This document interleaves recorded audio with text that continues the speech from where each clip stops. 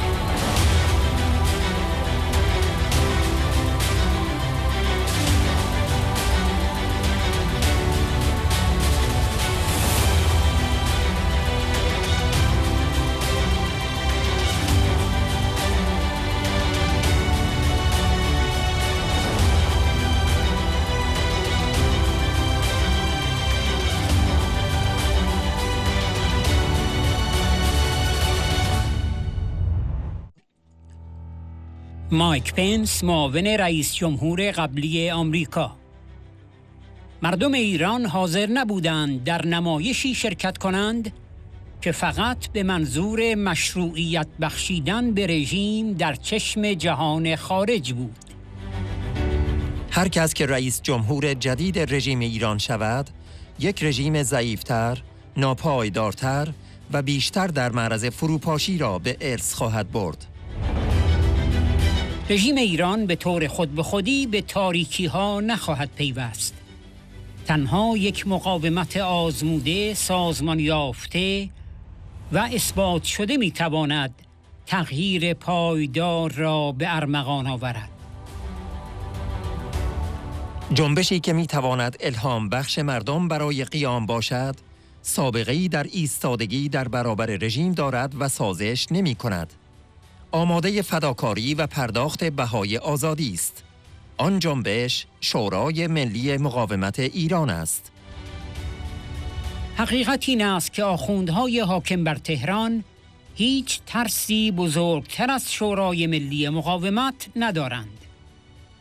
به همین دلیل خانم رجوی و 100 نفر از رهبران این جنبش را به طور غیابی به محاکمه نمایشی کشاندند، به این امید که نسل جوانتری از قهرمانان را بترسانند.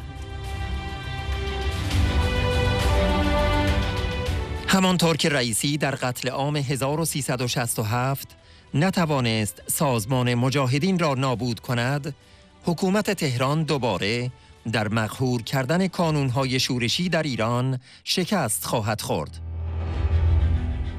یکی از بزرگترین دروغ‌هایی که توسط رژیم به جهان گفته شده این است که هیچ جایگزینی برای وضعیت موجود وجود ندارد.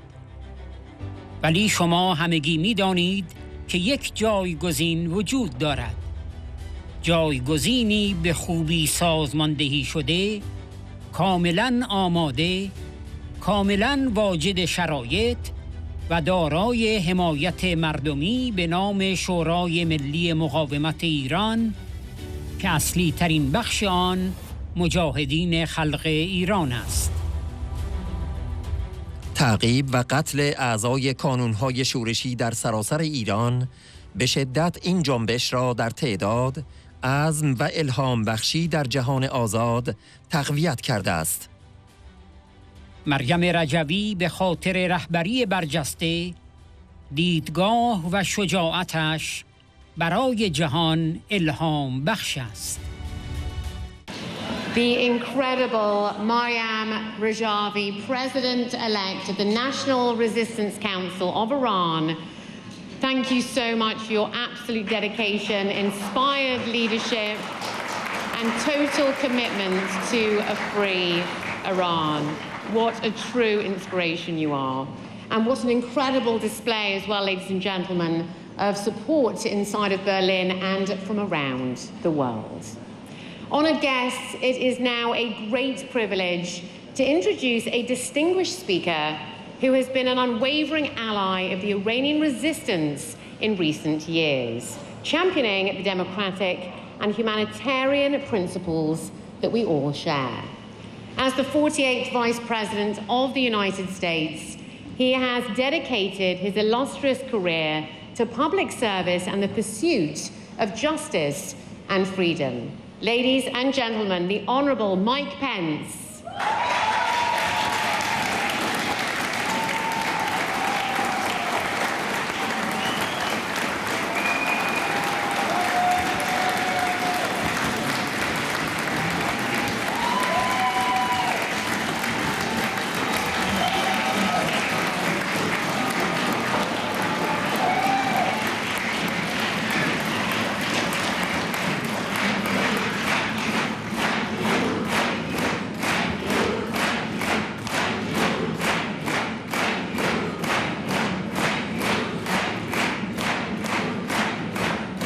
Thank you.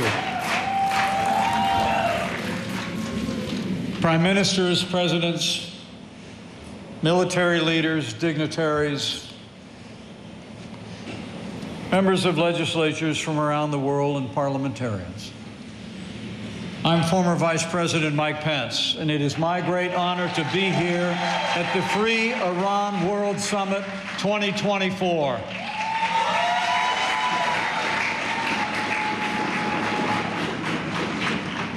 President-elect, the National Council of Resistance of Iran, Miriam Rajavi, my friend, Secretary of State Mike Pompeo, Prime Minister Stephen Harper, distinguished leaders from my country and all across the world.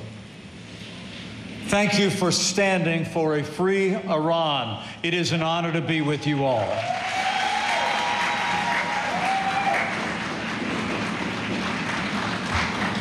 As we gather today, though, there is one champion for freedom who is not with us, a man who served with distinction for nearly a quarter century in the United States Senate. He's been mentioned from this podium already once and honored today. But he was a man that never hesitated to stand for freedom, to stand for America's alliances around the world. And he never hesitated to stand with the people of Iran. And when the day comes when Iran is once again free, we will remember and be grateful for the life and work of Senator Joe Lieberman.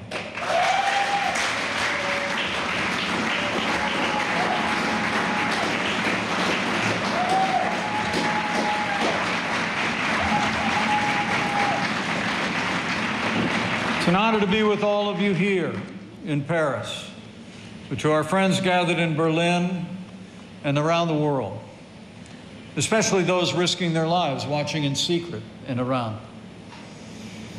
I urge you from the bottom of my heart, keep working, keep fighting, never stop believing in a free Iran, and never doubt that the freedom-loving American people are with you and support your dream of a secular, democratic Iranian republic.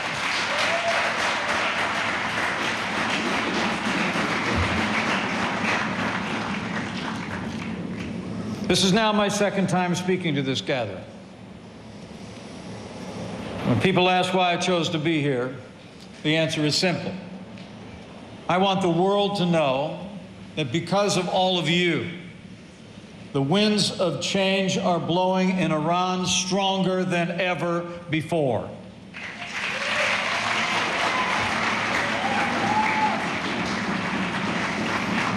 We gather at a momentous time in the wake of momentous events.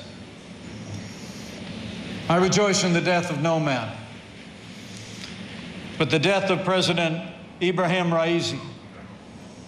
The future is brighter and the world is safer now that that evil man has passed into history.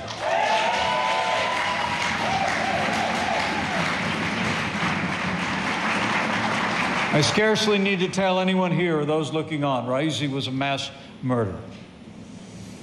His appointment as president in 2021 is widely understood to be a sign of the regime's growing frustration at its inability to quell the dissent within its borders.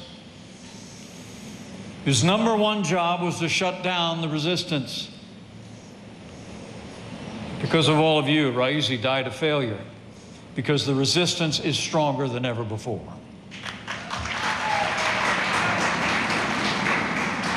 And we gather here just one day after elections were held in Iran, presumably to choose a new president. But it should come as no surprise, as media around the world are reporting, that the election yesterday saw the lowest turnout in the history of Iran since the revolution. The people of Iran know that the election was a sham.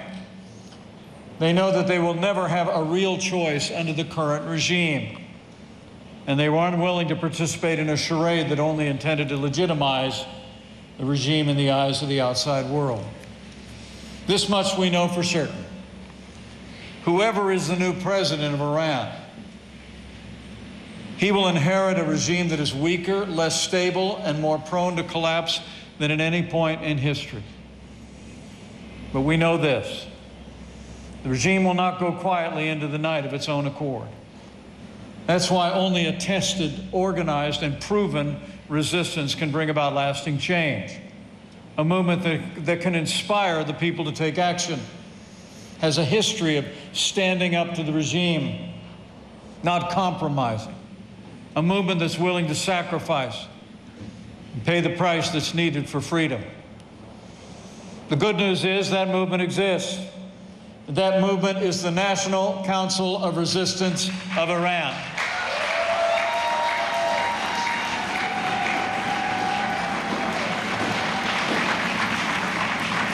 The truth is no greater fear than the NCRI.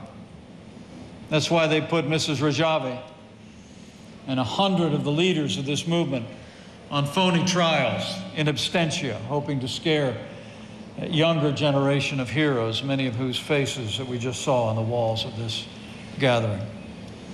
But the persecution and murder of members of the resistance units across Iran have only strengthened this movement and its numbers, its capabilities, its resolve, and it's inspiring the free world. Just as Raisi failed to exterminate the MEK during the 1988 massacre, Tehran will again fail to defeat the resistance units in Iran today.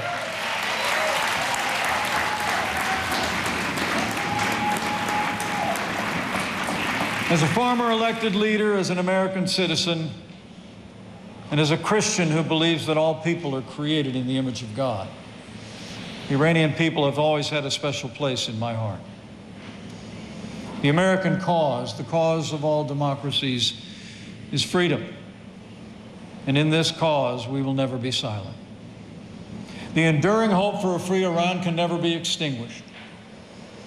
For as Ronald Reagan said, there is no arsenal or no weapon in the arsenals of the world so formidable as the will and moral courage of free men and women.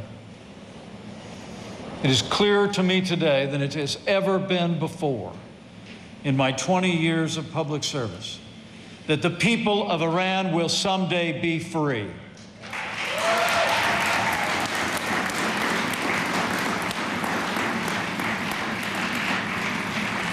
And I'm proud of our record of support for the people of Iran in their quest for freedom. Under the Trump-Pence administration, we did not turn a deaf ear to the pleas of the Iranian people. We did not remain silent in the face of the Iranian regime's countless atrocities. We proudly stood with the freedom-loving people of Iran. We canceled the Iran nuclear deal that had flooded the regime's coffers with tens of billions of dollars and pallets full of cash used to repress its own people and support deadly terrorist attacks across the world. We imposed crippling new sanctions on Iran's Islamic Revolutionary Guard. We launched a campaign of maximum pressure, punishing the regime for its belligerent behavior and assault of its own citizens. We vigorously enforced those sanctions to bring Iran's oil exports to near zero and deny the regime its principal source of revenue. And we made it abundantly clear that the United States will never allow Iran to obtain a nuclear weapon.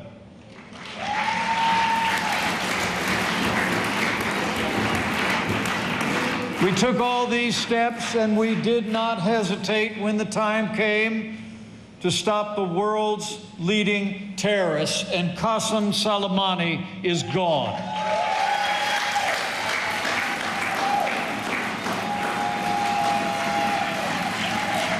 On the day we left office, the Iranian regime was more isolated than ever before. But now, a current American administration has been unraveling much of the progress that we made in marginalizing that tyrannical regime in Tehran. Working overtime to restore the Iran nuclear deal, putting Tehran back on a fast track for obtaining a nuclear weapon.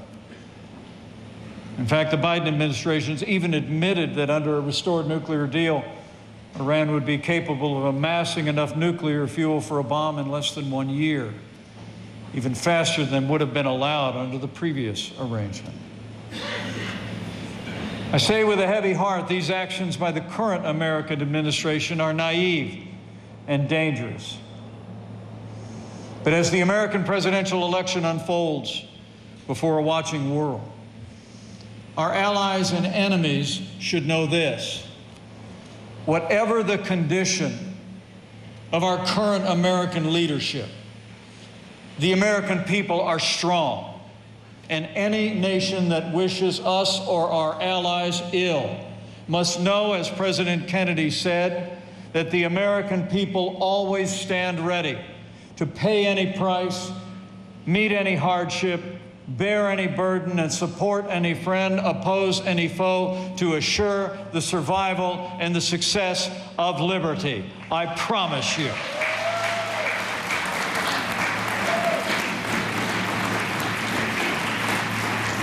In recent months, the world has seen even more clearly the head of the snake of terrorism lies in Tehran. It enabled Houthis to disrupt international shipping. And the day will come that we hold Iran's leaders accountable for their decades of sowing terrorist violence across the region and the world.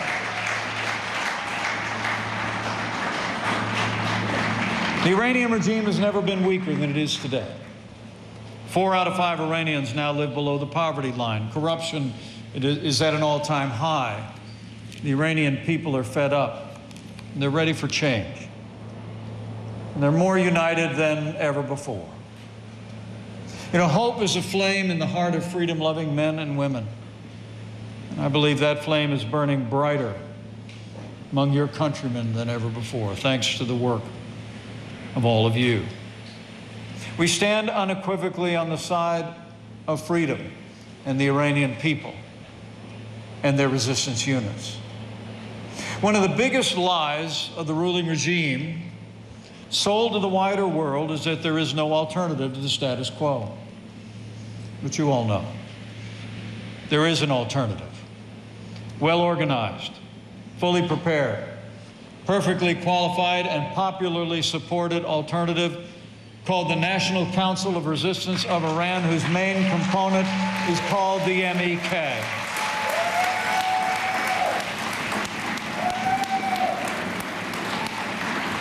Please join me in thanking Maryam Rajabi for your outstanding leadership, your vision, and your personal courage. You are an inspiration to the world.